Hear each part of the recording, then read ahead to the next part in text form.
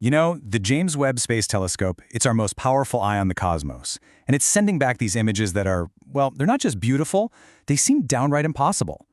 For the past couple of years, there's been this huge debate raging.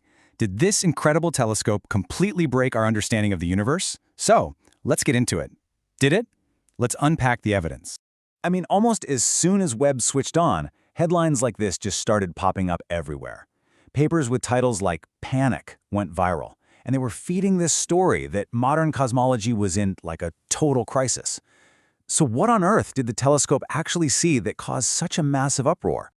Okay, so to put it simply, scientists were looking for a cosmic nursery, right? They were expecting to find the absolute infants of the universe. Instead, as one astronomer perfectly put it, it was like Webb opened the door and found a room full of Olympic bodybuilders. And this contrast, it's everything. Our standard model, the bottom-up theory, predicted this slow, gradual build. You'd have these small, messy little proto-galaxies, and they'd merge over billions of years to form the giants we see today. But JWST looked out there and saw the giants already fully formed, huge, mature, and structured, when the universe was just a toddler. And that was a profound shock to the system.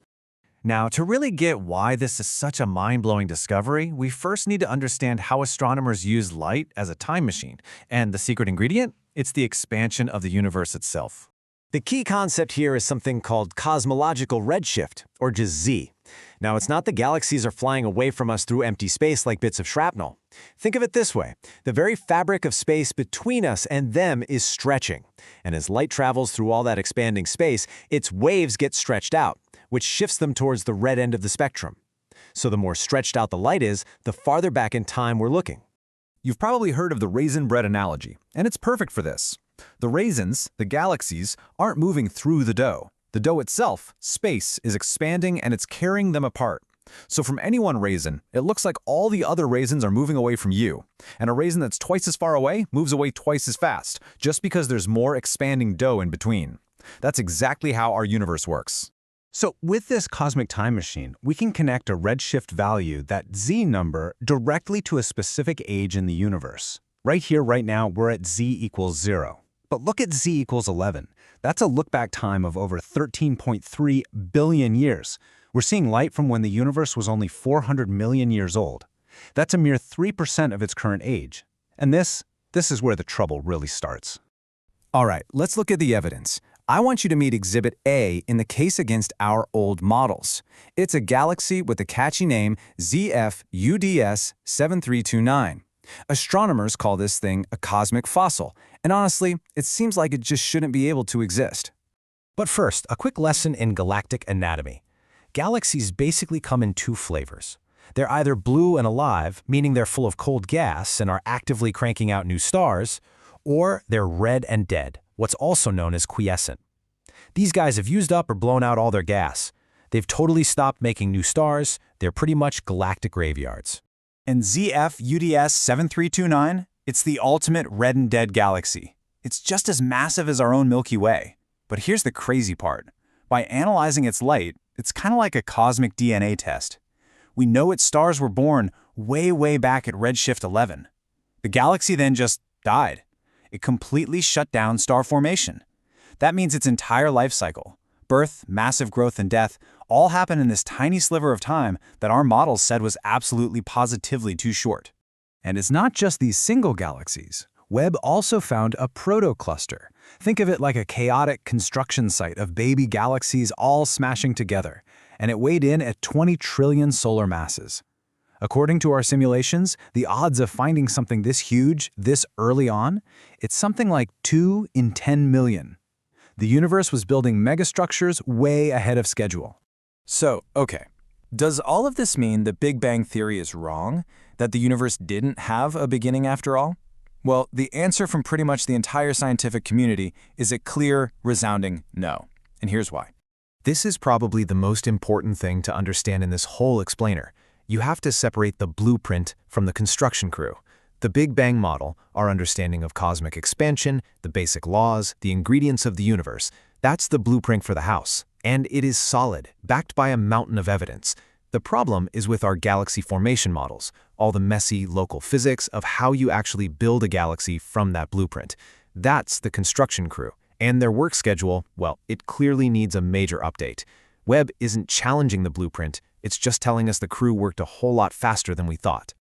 This quote from the source material just says it perfectly. The crisis isn't with the blueprint of the universe, but with the nitty-gritty details of how stars fire up and black holes eat. The problem isn't the foundation of the house, it's our guess about how fast the construction crews could work in the wild, extreme conditions of the early universe. So, how are scientists fixing the models? Well, one of the leading solutions is that the early universe was top-heavy.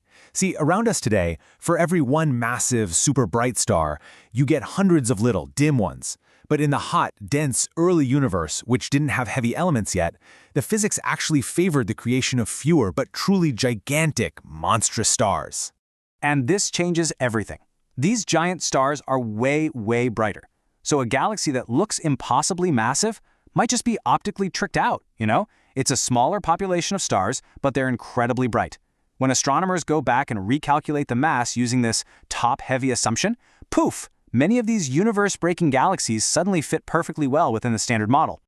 Okay, so the second big solution has to do with the supermassive black holes sitting in the middle of these galaxies. It looks like, in the early universe, these black holes grew unbelievably fast, becoming overmassive for the size of their galaxy. As they just furiously ate up gas, they created something called an active galactic nucleus, or AGN.